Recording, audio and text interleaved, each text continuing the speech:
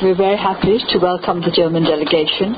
We've had very good discussions with regard to what is happening now in Burma, the direction in which our country is heading, and what we expect from the by-elections of the 1st of April.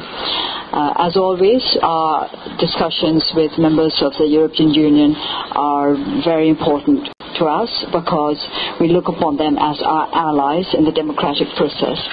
I understand that some of you will be wishing to ask questions later, so I won't say too much more. I will leave it to the Minister to make whatever comments he may wish to make. Thank you very much. I also will make it brief. We've had a very interesting discussion about the situation in Myanmar, about the progress of reforms and what is useful and needful to come to a real democracy. And we agreed that the way to the by-elections and the by-elections themselves are crucial in this process.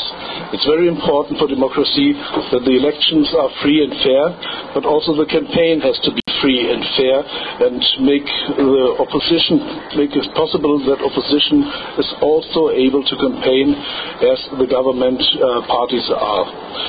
We talked about the situation of developing of Myanmar and what would be necessary to lift the sanctions of the European Union in this issue, and I'm looking forward that the process of democratization will be more stable after the by-elections and after having opposition parties in the parliament. And for this I think it was a pleasure to meet you, and thank you for your hospitality.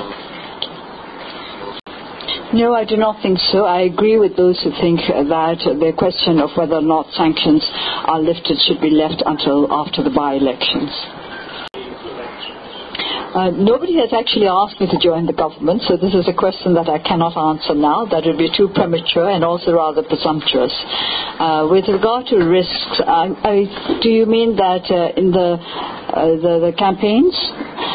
Well, we have certainly come across a few hitches in the last couple of weeks with regard to the campaign of the NLD. We hope that these will be sorted out because, as the Minister said, free and fair elections depend on how the campaign goes, not just on how people are allowed to cast their votes on the day itself.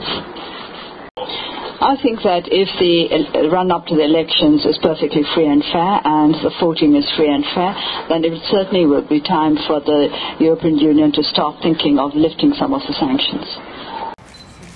Thank you very much. Thank you very much.